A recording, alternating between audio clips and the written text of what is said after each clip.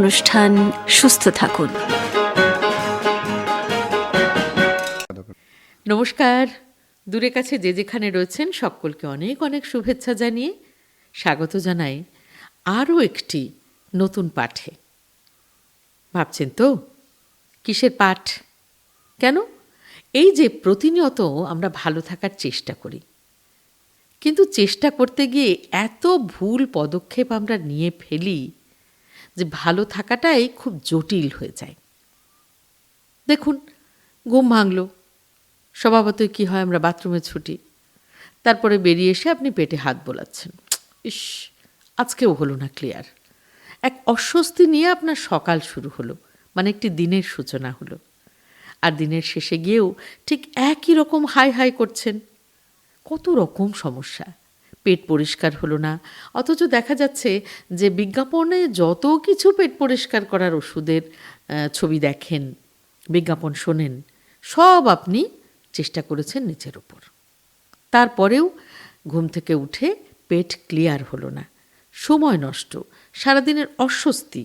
কখনো দেখা গেল আপনি নতুন নতুন শব্দের সঙ্গে বাড়ির লোকদেরও পরিচয় করাচ্ছেন, বলছেন ফিশার, ফিসচুলা, পাইলস, আমাশয়, রক্ত পড়ছে, হজম হচ্ছে না, পেটে অস্বস্তি। আবার এই করতে করতে নতুন এক শব্দের সঙ্গে আপনি আমাদের পরিচয় করাচ্ছেন, অ্যানোরেক্টাল ক্যান্সার। মনে হচ্ছে খুব ভয়ঙ্কর ভয়ঙ্কর কিছু শব্দ বললাম? একেবারেই না, কারণ এই শব্দগুলো আমাদের আধুনিক জীবনযাপনের সঙ্গে কখন যেন একটা স্থায়ী সম্পর্ক গড়ে নিয়েছে। তো এইসব সম্পর্ক থেকে কি মুক্তির কোনোই উপায় নেই? নিশ্চয়ই আছে, কিন্তু পথটা চিনতে হবে। আমি আপনাদের চেনাতে পারবো না, তবে আজকে আকাশবাণী মুর্শিদাবাদের স্টুডিওতে আমন্ত্রিত হয়ে এসেছেন এই জেলার বিশিষ্ট সার্জন ডাক্তার নির্মল সাহা। নমস্কার ডাক্তারবাবু। নমস্কার। অনেকগুলো শব্দ বলে ফেললাম আপনার অনুমতি না নিয়েই। না, ঠিক বলেছেন, একদম ঠিক বলেছেন। আসলে এই আমাদের এই অত্যন্ত দ্রুতবেগী একটা জীবন, যে জীবন থামছে না, সবাই ছুটে চলেছি। আমাদের ছোটদের দেখুন, তারাও কত কম্পিটিটিভ ওয়ার্ল্ডের মধ্যে ঢুকে যাচ্ছে, চাকরি নেই, পড়াশোনা করতে হবে। আমরাও আমাদের কাজের জীবনে কত ব্যস্ততা, বিশ্রাম নেওয়ার সময় নেই, কিন্তু তার মাঝখানে আমাদের শরীরটা রয়েছে। শরীর ঠিক না হলে তো আমরা কাজ করতে পারবো না। আর এই সমস্যার মধ্যে থেকে এই মুহূর্তে সবথেকে বড় সমস্যা মানুষের মুখে মুখে ঘোরে যে আমার পায়খানাটা ঠিক হচ্ছে না, বা কনস্টিপেশনস, মানে আমি ঠিক মতো পায়খানা করে শান্তি পাচ্ছি না, ডাক্তারবাবু আমি কী করবো? এই প্রশ্নের উত্তরের সম্মুখীন কিন্তু সবসময় আমাদের ডাক্তারদের হতে হয়। কিন্তু এই সমস্যাটা আপনি একটু পিছিয়ে গেলেই বুঝতে পারবেন যে এই সমস্যাটা কিন্তু আগে ছিল না। আজ থেকে 10 বছর 15 বছর আগে কিন্তু মানুষ কখনোই বলতো না যে আমার পায়খানা হচ্ছে না।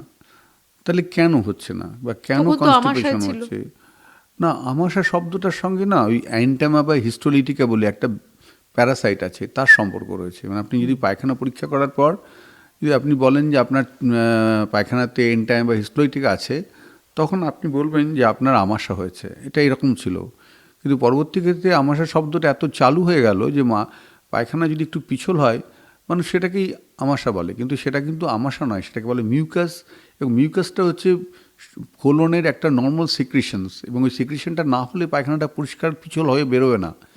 সুতরাং এইটা কিন্তু ওটা নর্মাল ফিজিওলজিক্যাল একটা সিক্রিশনস, তাকে কিন্তু আমাশা বলে না। কিন্তু মানুষ ওই পিছল হচ্ছে মানে পায়খানা দিয়ে একটু কপের মতো কিছু বেরোলো মানেই আমাশার ওষুধ খেতে হবে, এই ধারণাটা কিন্তু বিজ্ঞানসম্মত নয়, এবং এটা উচিত নয় এভাবে ওষুধ খাওয়া।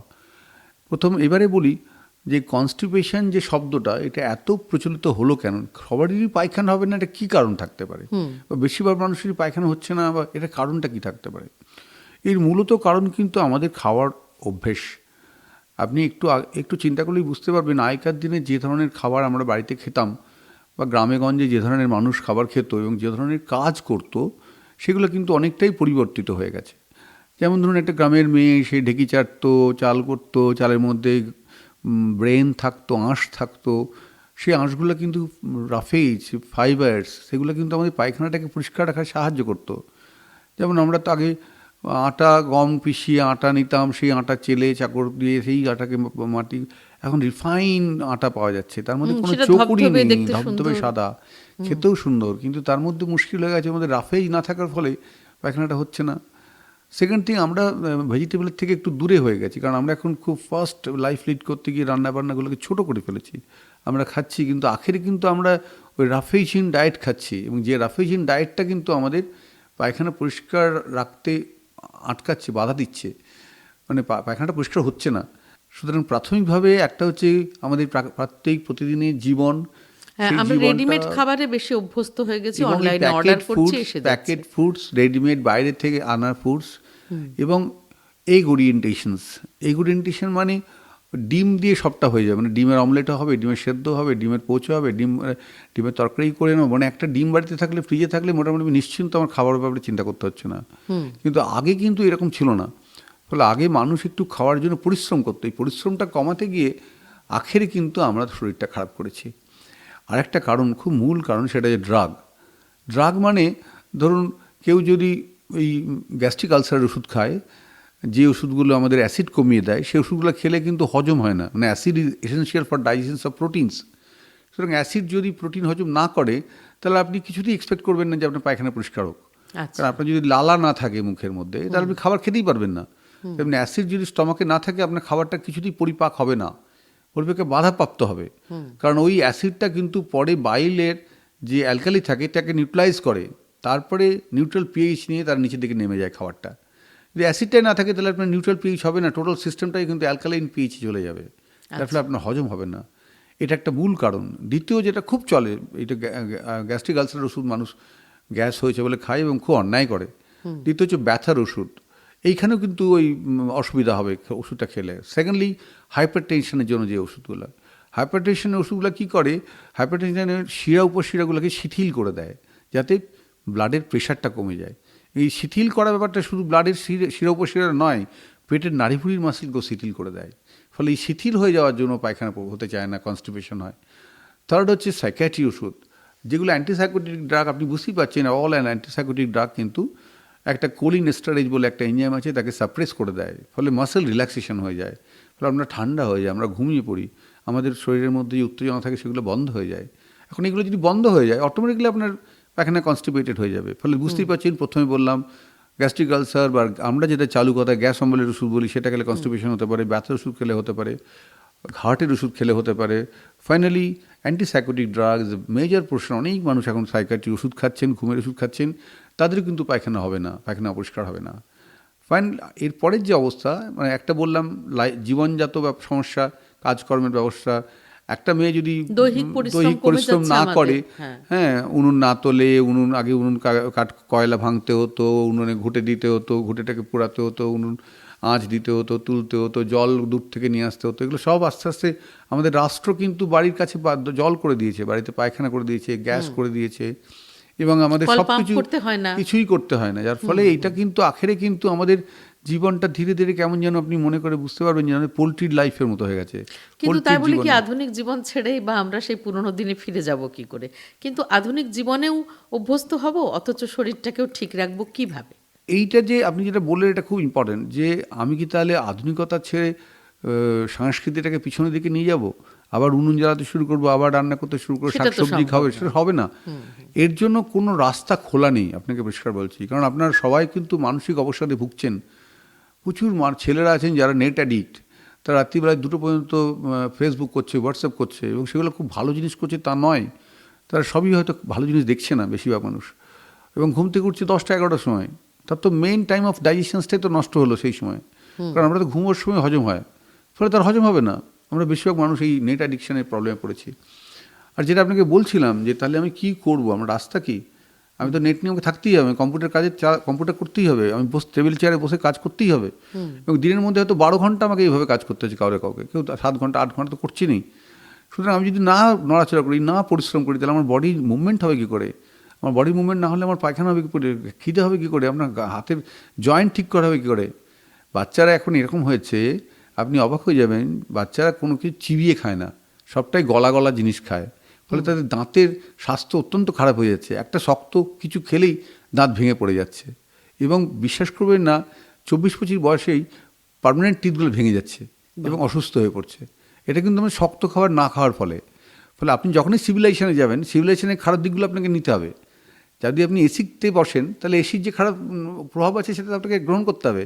নেট যদি নেন বা আপনি যদি মোবাইল নেন বা ফেসবুক করেন, ফেসবুকে ভালোর সঙ্গে খারাপটা তো আপনাকে গ্রহণ করতে হবে, সেটা পালিয়ে যাওয়ার উপায় নেই, আপনার না, অ্যাকসেপ্ট করতে হবে। এখন শরীর নিয়ে যেটা বলছিলাম যে শরীরে হজমের জন্য এক্ষেত্রে এমন কোনো ভ্যাকসিন নেই যেটা নিলে আপনার পায়খানা ঠিক মতো হবে। যেরকম অনেক অসুখ আছে যেটা থাকলে ভালো হতো না? কমিউনিকেবল ডিজিজ আছে এবং সত্যি বলছি এটা খুব বলার মতো, অহংকার করার মতো, আমাদের দেশ কিন্তু কমিউনিকেবল ডিজিজকে কিন্তু কন্ট্রোল করেছে।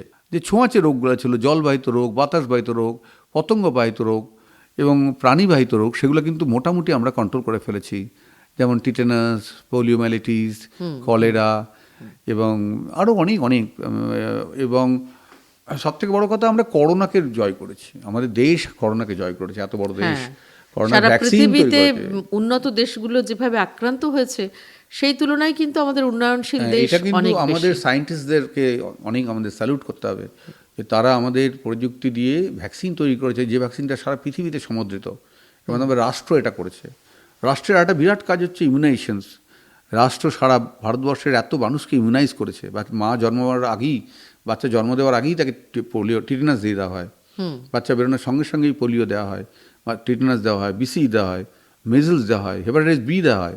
ফলে এই যে কথাগুলো বলছি, পার্টুসিস, হুপিং কাফ, এগুলো আস্তে আস্তে আস্তে আমাদের দেশ থেকে চলে গেছে, নেই। টিটেনাসের অসুখ আপনি খুঁজে পাবেন না, রেবিস হচ্ছে না, ওষুধ দিয়ে আমরা প্রিভেন্ট করে ফেলেছি। কিন্তু এই পেটের অসুখ বা মেটাবলিক ডিসঅর্ডার, যেটা আসল কথা, পেটের অসুখ বলে যে কথাটা বলছি সেটা আসলে আদত কিন্তু সেটা মেটাবলিক ডিসঅর্ডার তাহলে কি সেটা লাইফস্টাইল ডিজিজ বলবো আমরা? না। মেটাবলিক ডিসঅর্ডার হচ্ছে আপনি যা খাচ্ছেন সেটা আপনি খরচ করছেন না, আপনার খাবারটা জমে যাচ্ছে, এবার জমে গিয়ে আপনার লিভারের মধ্যে ঢুকছে এবং লিভারে ফ্যাটি লিভার করছে প্রথমে। ফ্যাটি লিভার মানে একটা ডিজিজ লিভার। লিভার হচ্ছে একটা কিচেন, সে খাদ্য তৈরি করে, মানে সেই রান্নাঘরের মতো শরীরে। সে যদি নিজেই অসুস্থ হয়ে পড়ে তাহলে তার মধ্যে সেই যে কার্বোহাইড্রেট করবে, ফ্যাট করবে, অ্যামিনো অ্যাসিড করবে, সবগুলো ডিজিজড ওয়েতে বেরোবে। ফলে কিছুদিনের মধ্যে দেখা যাবে যারা মেটাবলিক ডিসঅর্ডারে ভুগছে তাদের ডায়াবেটিস হলো। ফ্যাটি লিভারের আসলে ফ্যাটি লিভারের মানে হচ্ছে প্রিকারসার, মানে আপনাকে জানান দিচ্ছে যে আপনার কিছুদিনের মধ্যে ডায়াবেটিস হবে, কিছুদিনের মধ্যে আপনার কোলেস্ট্রল মেটাবলিজমের প্রবলেম হবে, কিছুদিনের মধ্যে আপনার পাথর হবে কিডনিতে, কিছুদিনের মধ্যে গল ব্লাডারে স্টোন হবে। এই যে ফ্যাটি লিভার বা মেটাবলিক ডিসঅর্ডার, আপনি খাবেন বেশি, কাজ করবেন না, তাহলে কিন্তু আপনি বিপদে পড়বেন। তাহলে আমাদের এই যে 4 বার খাবার যে ধারণা, সেই ধারণাটা কি এখন ভুল? মানে এই নতুন জীবনে, আধুনিক জীবনে এই metabolic disorder is the problem in the society at present. এবং সারা পৃথিবী এটা নিয়ে ভাবছে যে কী করে মেটাবলিক ডিসঅর্ডারটা আটকাবে। কারণ আপনি যেমন বললেন যে আমরা কি তার আগের মতো আগের জায়গায় ফিরে যাবো না, না আমরা আগের জায়গায় ফিরে যাবো না। সাংস্কৃতিক দিক থেকে আমরা কখনোই আগের জায়গায় ফিরে যেতে পারি না। কিন্তু আমরা যদি আমাদের এই জায়গাটাকে যদি সায়েন্টিফিক্যালি বিবেচনা না করি এবং আমরা যদি না বুঝি যে কী করে আমাদের শরীরটা ভালো থাকবে, তাহলে তো আমি অসুস্থ হয়ে পড়বো, মরে যাবো তাড়াতাড়ি। আমার যদি একটা মানুষ আমাকে বলে দেয় আপনার ডায়াবেটিস, তার মানে ধরে নেওয়া যাবে কিছুদিনের মধ্যে আমার কিডনিটা খারাপ হবে, আমার ডায়ালিসিসের জন্য ছুটতে হবে, আমার চোখ খারাপ হবে, চোখে দেখতে পাবো না, আমার হার্টের খারাপ হবে, আমার আর্টারির বাইপাস করতে হবে। ফলে এই যে একটা chain of disease due to metabolic disorder, এটাকে আটকাবার একটাই উপায় হচ্ছে ইন্টারমিটেন্ট ফাস্টিং। এই intermittent fasting is a new term, কিন্তু এটা কিন্তু এখন মডার্ন টার্ম, এবং এই একটাই টার্ম যেটা আপনাকে ভালো রাখবে, বাঁচিয়ে রাখবে, আপনার মডার্ন লাইফের মধ্যে আপনি থাকতে পারবেন। আচ্ছা, এই এটা একটু intermittent- যদি ভেঙে বলেন। হ্যাঁ, এই ইন্টারমিটেন্ট ফাস্টিংটা খুব ইম্পর্ট্যান্ট একটা কথা। মানে এই নিয়ে বিজ্ঞানীদের মাথা ব্যথার শেষ নেই যে কী করে এই মেটাবলিক ডিসঅর্ডারের সঙ্গে লড়াই যায়। কারণ এখানে আমি বললাম এটা কোনো নেই, কোনো ভ্যাকসিনেশন নেই। ইন্টারমিটেন্ট ফাস্টিং মানে হচ্ছে, মানে রিসার্চটা শুরু হয়েছিল, ভাবনাটা শুরু হয়েছিল এই করে যে প্রাণীদের মধ্যে তো খুব একটা রোগ নেই, মেটাবলিক ডিসঅর্ডার নেই, প্রাণীরা তো আর আগেও যেমন ছিল এখনও তাই আছে, তাদের মধ্যে কারো ডায়াবেটিস হচ্ছে না, হার্টের অসুখ হচ্ছে না, প্রেশার অসুখ হচ্ছে না, ক্যান্সার হচ্ছে না, পাথর হচ্ছে না। তাহলে মানুষের মধ্যে হচ্ছে কেন? মানুষ সিভিলাইজ হচ্ছে বলে হচ্ছে, মানুষ লাইফস্টাইল পাল্টাচ্ছে বলে এটা হচ্ছে। তখন এরা একটা প্রথম দিকে কিছু র্যাটের মধ্যে কিছু রিসার্চ শুরু করলো যে একটা গ্রুপ অফ র্যাটসকে ওরা 24 ঘন্টা পরিমিত খাবার দিল, জল খাবার দিল, ভিটামিনস দিল, মিনারেলস দিল। কিছু গ্রুপকে 12 ঘন্টা খাবার, 12 ঘন্টা ফাস্টিং রাখলো। আরেকটা গ্রুপকে 8 ঘন্টা খাবার দিল আর 16 ঘন্টা খাবার দিল না। এই তিনটে গ্রুপের মধ্যে স্টাডি করতে গিয়ে দেখা গেল যারা সারাদিন খাচ্ছে সেই সব ইঁদুরগুলো খুব তাড়াতাড়ি মরে যাচ্ছে, তাদের মুখে ঘা হচ্ছে, তাদের হাতে পায়ে ঘা হচ্ছে, চামড়া থেকে লোমগুলো পড়ে যাচ্ছে এবং খুব তাড়াতাড়ি মরে যাচ্ছে। সবথেকে বড় কথা, তাদের ভাইটালিটি কমে যাচ্ছে, তাদের প্রোডাকশন কমে যাচ্ছে, বাচ্চা হচ্ছে না তাদের, অনেকেই রিপ্রোডাকশন রেট কমে যাচ্ছে। আচ্ছা, তার মানে বোঝা যাচ্ছে তারা মেটাবলিক ডিসঅর্ডারে ভুগছে। তাদের তো পেট কেটে দেখা গেল তাদের হার্টের অসুখ, সুগার হয়েছে বেশি, তাদের কিডনি খারাপ হয়ে গেছে, তাদের শিরার মধ্যে সব কোলেস্ট্রল জমেছে। কিন্তু যারা 16 ঘন্টা খায়নি, 8 ঘন্টা খেয়েছে, তারা কিন্তু সব সুস্থ এবং তারা অত্যন্ত হেলদি, তাদের রিপ্রোডাকশন অনেক ভালো, তারা বেশি তাড়াতাড়ি মরছেও না, এবং যারা মারা যাচ্ছে তারা অন্য কারণে মারা যাচ্ছে, কিন্তু এজ হয়ে মারা যাচ্ছে, কিন্তু তারা লাইফটা খুব সুন্দরভাবে লিড করছে, হেলদি লাইফ লিড করছে। তখন এটা ওরা একটা বিগার এনিমেলের মধ্যে একটা এক্সাম্পল ট্রায়াল দিল, একটু বড় বড় প্রাণীদের দেখে, কুকুরের মধ্যে বড়, আস্তে আস্তে এগোতে এগোতে অনেক হিউম্যান ভলেন্টিয়ারদের মধ্যে এই 16 ঘন্টা না খাওয়া আর 8 ঘন্টা খাওয়া এটা প্র্যাকটিস করতে শুরু করলো। করে দেখা গেল অ্যামেজিং, যারা 8 ঘন্টা খাচ্ছে আর 16 ঘন্টা খাচ্ছে না, তাদের মধ্যে মেটাবলিক ডিসঅর্ডারের রেট অনেক কম। তাদের ডায়াবেটিস হচ্ছে না, তাদের হাইপারটেনশন হচ্ছে না, তাদের কোলেস্ট্রল মেটাবলিজমের কোনো প্রবলেম নেই, তাদের ক্যান্সার রেট কম, তাদের কিডনি প্রবলেম কমে গেছে, তাদের গল ব্লাডারে স্টোন হচ্ছে না। তার মানে বুঝতে পারছেন যেগুলো মেইন সমস্যা সেগুলো কিন্তু থেকে বাঁচা যাচ্ছে। মানে অতিরিক্ত খাওয়াটা হচ্ছে বড় অসুখ এখন। না, আমি অতিরিক্ত খাওয়ার ব্যাপারটা একটু পরে আসছি, এখন আমি সময়ের খাবারটা বলছি, সময়টা বলছি। আপনি সারাদিনে 8 ঘন্টা খাবেন, আর 16 ঘন্টা আপনার শরীরে যত হজমের অঙ্গ আছে, অর্গান আছে, তাকে রেস্ট দেবেন। তাদেরকে বলবেন তুমি ঘুমিয়ে থাকো, প্যাঙ্ক্রিয়াসকে বলবেন এখন ইনসুলিন সিক্রেট করতে হবে না, তুমি 8 ঘন্টার মধ্যে যা করেছো, এবার তুমি ঘুমিয়ে থাকো, আমি 8 ঘন্টা পরে আবার তোমাকে ঘুম থেকে তুলে দেবো। যদি একটা লেবারকে আপনি 8 ঘন্টা খাবার না 16 ঘন্টা বিশ্রাম দেন, তাহলে সে নিশ্চিতভাবে ভালো প্রোডাকশন দেখাবে। বডিকে এখন এইভাবে পরিচালনা করার কথা বলছে বিজ্ঞানীরা, যে আপনি 16 ঘন্টা বডিকে কোনো রকমভাবে স্ট্রেস দেবেন না। এবং এইটা এখন এমন হয়ে গেছে, যাদের কোনো রোগ নেই তারা তো ফলো করছেনই, কিন্তু যাদের ডায়াবেটিস আছে, হাইপারটেনশন আছে, হার্টের অসুখ আছে, তারা যদি ইন্টারমিডিয়েন্ট ফাস্টিং করে, তাদের কিন্তু সুগারের ডোজ কমে যাচ্ছে, প্রেশারের ডোজ কমে যাচ্ছে, কোলেস্ট্রল মেটাবলিজম ইজিলি কন্ট্রোল করা যাচ্ছে। এটা দেখা যাচ্ছে, কিন্তু এটা কিন্তু প্রমাণিত সত্য। সুতরাং ইন্টারমিডিয়েন্ট ফাস্টিং একটা নতুন টার্ম, এবং এই টার্মটাতে দেখা যাচ্ছে ডাইজেস্টিভ সিস্টেমও ভালো থাকছে। এবং আমি আপনাকে বললাম, পায়খানা হওয়ার সময় যখন শুরুটা করেছি, তখন আমি প্রথমেই বলছি যে ওষুধ একটা মূল কারণ আমাদের পায়খানা অপরিষ্কার রাখার জন্য। মানে কনস্টিপেশনের বড় কারণ হচ্ছে সাইড ওষুধ। এফেক্ট।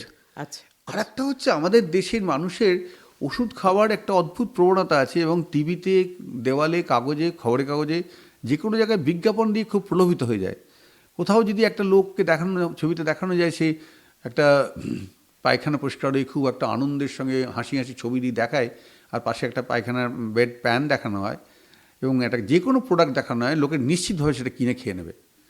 এবং এইভাবে কিন্তু বহু কোম্পানির ওষুধ আছে যেগুলো আপনারা সবাই জানেন। এবং আমরা সবসময় বলবো যে আমরা মানুষকে সবসময় বলবো, আপনি এইসবগুলো ভুসি খান। এইসবগুলোর ভুসি কিন্তু কোনো রোগ নয়, এটা হাস্ক। আপনি যে আটাটা, চোকরটা ফেলে দিচ্ছেন, সেই চোকরটা কিন্তু আপনি এইসবগুলোর ভুসি হিসাবে কিনে নিয়ে এসে 2 চামচ আপনি জলের মধ্যে গুলে খাচ্ছেন। আমরা যেটা পারি সেটা ছাতু খেলেন। ছাতুর মধ্যে কি থাকে? ছোলার গায়ে যে ছালটা থাকে সেটা হচ্ছে fibres, রাফেজ।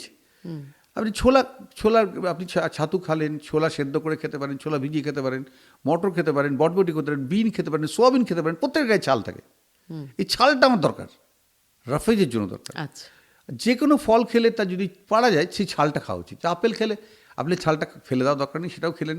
It acts like a fibres, it acts like a roughage. কমলা খেলেন, কমলার রসটা মিক্সিতে দিয়ে, রস না খেয়ে, চোকলাগুলো না ফেলে দিয়ে, সেই চোকলা সমেত আপনি যদি গোটা কমলাটা খান, অনেক বেশি এফেক্টিভ হবে আপনার পেটের জন্য। আচ্ছা, আপনি যে ডালিম খান, ডালিমের রসটা খেয়ে বাকিটা ফেলে না দিয়ে আপনি বিচি সময় ডালিমটা খান চিবিয়ে, আপনার শরীরের জন্য কিন্তু এটা অনেক ভালো কাজ করবে। সুতরাং আমি তো অনেকগুলো খাবারের কথা বলছি, এগুলো আপনার পায়খানা, এর জন্য তো সফিস্টিকেশন, সিভিলাইজেশনের কোনো সমস্যা নেই। তাছাড়া যেটা আছে, ভুট্টো থেকে কর্নফ্লেক্স তৈরি করা হচ্ছে, সেগুলো ইজ ভেরি গুড থিং। আপনি ওটস খেতে পারেন, এবং আরও অনেক রকম খাবার আছে যেগুলোর মধ্যে ফাইবার্স থাকে। বারবার এই কথাটা বলছি, রাফেজ অ্যান্ড ফাইবার্স। আচ্ছা, আর ড্রাগকে অ্যাভয়েড করা। আপনি অসুস্থ হলে আপনাকে ওষুধ খেতেই হবে। আপনি যদি হাইপারটেনশনের অসুখ থাকে, তাহলে আপনার প্রেশার ওষুধ খেতে হবে। কিন্তু খবরদার, আমরা একটা কথা বলছি, গ্যাস্ট্রিক আলসার না থাকলে, গ্যাস অম্বল বলে গ্যাস্ট্রিক আলসারের ওষুধগুলো খাবেন না। এতে আখেরে কিন্তু আপনার শরীরের মাল্টিপল প্রবলেম তৈরি হয়ে যাবে, এবং সেটা কিন্তু ওষুধেও সারবে না, এবং একটা মানসিক অবসাদ হবে। সারা দিন ধরে আপনি বলবেন ভাল লাগে না, পারছি না, আর বিরক্ত লাগে, আর বলবেন আমার গ্যাস হয়েছে, আমার অম্বল হয়েছে, আমার টক ডেকে উঠছে, মাথা ঘুরছে, মাথা ধরেছে, এই কথাগুলো বলে যাবেন। সুতরাং এই অম্বল গ্যাসটা যদি একটু দূরে সরিয়ে রাখতে পারেন বাঙালিরা, তাহলে বাঙালিদের রোগ কিন্তু অনেকটা কমে যাবে। কারণ আপনি লক্ষ্য করে দেখুন, একটা সত্যি এটাই যে করোনার সময় 3 মাস আমরা কেউই ওষুধ খাইনি, ডাক্তার দেখাইনি, কিন্তু কারো অসুখও করেনি। ঠিক। কেন একদম করেনি? ঠিক তাই। কারণ আমরা ডাক্তারের পরামর্শে ছিলাম না। অনেক ডাক্তার, আমরা মানুষ ওষুধ খাইনি। আরেকটা লক্ষ্য করে দেখুন, সাউথ ইন্ডিয়াতে সবাই কিন্তু টক খায়, ঝাল খায়, তেঁতুল খায়, তাদের কিন্তু টক কম্বল ওষুধ দেখা যায় না। বিভিন্ন বাইরে যেসব দেশ, মানে আমাদের প্রদেশ রয়েছে, সেখানে আপনি চেন্নাই বলুন, হায়দ্রাবাদ বলুন, সেখানে যত পেটের রুগী সব দেখবেন বাঙালিরা যাচ্ছে। ঠিক তাই। সুতরাং এটা কিন্তু খুব আমাদের কাছে, আমাদের জাতের কাছে একটা খুবই লজ্জার বিষয় যে আমাদের এত পেটরোগা জাত, কিন্তু আমাদের পেটরোগা হওয়ার কথা নয় যদি আমরা বিজ্ঞানের মধ্যে ঢুকতে পারি। আমরা বিজ্ঞানের মধ্যে না ঢুকে আমরা একটা স্বপ্নের জগতের মধ্যে থেকে আমাদের গ্যাস অম্বল হয়েছে বলে সবাইকে গল্প করি, আর আমার দাদুর কী হয়েছিল, এই কী হয়েছিল। কিন্তু বিশ্বাস করুন, আগেকার মানুষদের কিন্তু এই গ্যাস অম্বলের ওষুধ পেত না, কারণ এটা কিন্তু 80 সালের আগে ছিল না বাজারে। আমরা কি অধৈর্য ভীষণ, যে সামান্য একটু চোঁয়া ঢেকুর উঠলো কি উঠলো না, বা একটু পেটে অস্বস্তি হচ্ছে বলেই কিন্তু আমরা মুড়ি মুরকির মতন ওষুধের দোকানে থেকে কিনে এনে ব্যাস মুঠো মুঠো খেতে শুরু না, করি যে ভালো হয়ে যাবে। অধৈর্য শব্দটা বোধহয় ঠিক এই জায়গাটাই হয় না। আসলে আমরা খুব আমরা অস্থির বলবো না, আমরা একটু বাতিকগ্রস্ত বললে বোধহয় ঠিক হবে। আচ্ছা, মানে বাতিক শব্দটা বললে বোধহয় ঠিক মেলে। কারণ একটা কিছু নিয়ে পড়ে থাকাটা আমাদের এই বাঙালিদের একটা স্বভাব হয়ে দাঁড়িয়েছে। ধরুন পাড়াতে একটা কোনো মায়ের একটা ব্রেস্ট ক্যান্সার হয়েছে এবং পাড়া শুদ্ধ মা এসে বলবে, দেখাবে, দেখুন তো আমারও ব্রেস্ট ক্যান্সার হয়েছে কিনা। এটাকে আপনি কি করে বলবেন যে এটা বাতিকের মতো, ওর হয়েছে মানে আমারও হতে পারে, তাহলে আগে দেখিনি, তাহলে আগে ভালো হয়ে যাবো। আর মনে মনে একটা স্বপ্ন বুনতে শুরু করি, আমার হয়েছে, এই করতে হবে, সেই করতে হবে, কোটাটা বেশ লম্বা মানে একটা জার্নি যেন আমাদের। এখন এই মুহূর্তে আমাদের যত সংখ্যক রুগী আমরা দেখি তার মধ্যে বেশিরভাগ রুগী কিন্তু গ্রাম কেন্দ্রিক প্রান্তিক মানুষ। আগে অর্থনৈতিক দিক থেকে গ্রামের মানুষ বেশ কষ্টে ছিল। যদি আমরা ছবি করতে বলতাম তারা কেঁদে ফেলতো যে না আমি পারবো না। কিন্তু এখন অর্থনৈতিক অবস্থাটা নিশ্চিতভাবে শহরের থেকে গ্রামের মানুষের অর্থনৈতিক অবস্থাটা ভালো হয়েছে। এবং অর্থনৈতিক অবস্থা ভালো হওয়া এবং শিক্ষার যে আলো সেটা ঠিকমতো না পড়লে কিন্তু অসুখ হয়ে যাবে, এটা বলছি। কারণ পুরনো দিনের একটা কথা ছিল, দাদুরা বলতেন অভাব থাকলে শরীর ভালো থাকে। কথাটা খুব পুরনো কথা, কিন্তু এটা খুব সত্যি কথা। খুব সত্যি কথা। আরও একটা জিনিস, এই বহরমপুর শহরে বাস স্ট্যান্ডে ঢুকলেই বোঝা যায়, bus stand, rail station, hospital, এই জায়গাগুলো গেলেই বোঝা যায় যে এত মানুষকে অসুস্থ। প্রত্যেক দিন হাজার হাজার মানুষ আসছেন কেবল ডাক্তার দেখাতে। শিক্ষার জন্য আমি সরকারি প্রকল্প কি এর কারণে আমরা বলতে পারি? একটা কথা, এটা বোধহয় আমি নিজে এখানে বহরমপুরে দীর্ঘদিন কাজ করেছি। এখানে আগেকার মানুষের বললাম যে অর্থনৈতিক কষ্ট থাকার জন্য তারা অনেক কষ্ট করে ডাক্তার দেখাতেন।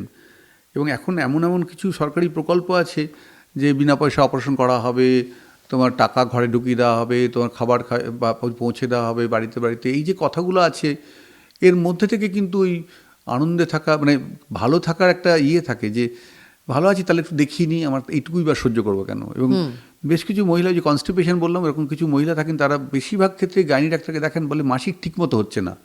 আচ্ছা, ঠিকমতো মাসিক হচ্ছে না বলে যদি তাকে জিজ্ঞেস করা যায়, আচ্ছা মা বলো তো ঠিকমতো মাসিক কাকে বলে, তারা কিন্তু বেশ কনফিউজড হয়ে যাবে। এবং আমি যখন জিজ্ঞেস করি যে তোমার ঠিকমতো মাসিক হচ্ছে না মানে কি, ও বলে ওই 28 দিনে হয় না, এই 32-33 দিন হয়ে যায়। তো এটা তো একটা ন্যাচারাল, একটা ফিজিওলজিক্যাল থিং। কার 25 দিনে হলো না 32 দিন হলো, এটা তো নর্মাল থিং, এটা ফিজিওলজিক্যাল। এটাকে কি করে ওষুধ দিয়ে ওকে 28 দিনেই করানো যাবে? বা একটু বেশি হয়েছে বা একটু কম হচ্ছে, এটা রোগের কারণ। কম বেশিটা রোগের কারণ নয়। আপনার মাসিকটা মাসে মাসে বা 28 দিন প্লাস মাইনাস 5 দিনের মধ্যে মাসিকটা হচ্ছে, মানে you are a normal person, আপনার অসুবিধা নেই। পেটের ক্ষেত্রে কিভাবে বলবো যে সে নরমাল? আমি ঠিক যেমন বললাম যে মাসিক, নর্মাল মাসিক কাকে বলে, যেমন মানুষ না বুঝেই মাসিকের দোষ হয়েছে বলে ডাক্তার দেখান এবং তারপরে ছবি হয়, ছবিতে দেখা যায় তার একটা সিস্ট আছে অথবা একটা টিউমার আছে, ফাইব্রয়েড আছে, তারপরে তার জরায়ুটা কেটে দেওয়া হয়। এবং জরায়ু কেটে দেওয়ার অপারেশনটা এখন বহুল প্রচলিত এবং প্রচুর মহিলা রয়েছেন যারা জরায়ু বাদ গেছে। কিন্তু আপনি বলুন তো, আগেকার মাদের 10টা-12টা বাচ্চা হতো, তারা ব্রেস্ট মিল্ক দিত, কোথায় মাসিকের অসুবিধা হতো, কোথায় মারা জরায়ু বাদ দিত, কেন দিত না? তাহলে কি এটা সিভিলাইজেশনের সঙ্গে সম্পর্কিত? এটা কিন্তু প্রশ্ন থেকে যায়। ঠিক। এবার পায়খানার ব্যাপারে বলি, ওই একই কথা আমি বলবো যে পায়খানা স্বাভাবিক হচ্ছে কাকে বলে। এটা যদি একজনকে জিজ্ঞেস করা যায়, সে যে কেউ মানুষকে, যে হোয়াট ইজ নর্মাল স্টুল, সে কিন্তু বেশ চিন্তায় পড়ে যাবে। নর্মাল স্টুলে কতগুলো। এই প্রসঙ্গ নিয়েই শ্রোতা বন্ধুরা যারা এতক্ষণ আমাদের সঙ্গে রয়েছেন, আমাদের আলোচনা কিন্তু বন্ধ হলো না। আমরা এই আলোচনা আপনাদের শোনাবো দ্বিতীয় পর্বে। আমাদের আলোচনা চলছে। ডাক্তারবাবু, আপনাকে অসংখ্য ধন্যবাদ। এই যে একটা পথে আপনি আমাদেরকে এগিয়ে নিয়ে যাচ্ছেন, আমাদের ভুলগুলো ঠিক করে দিয়ে, শুধরে দিয়ে, যে না এইটা জীবন নয়, জীবনটা এইভাবে ভাবা উচিত, এটা নিয়ে আমরা পরের পর্বে আসছি। নমস্কার বন্ধুরা, এতক্ষণ শুনছিলেন আলোচনা জেলার বিশিষ্ট চিকিৎসক, বিশিষ্ট সার্জন ডাক্তার নির্মল সাহার সঙ্গে আলাপচারিতায় ছিলাম এতক্ষণ। আপনাদের শ্রবণ সঙ্গী দেবী সরকার মুখোপাধ্যায়, সম্পাদনা উজ্জ্বল বন্ধু, প্রযোজনা রীতা দে। পরের পর্ব নিয়ে আসছি আমরা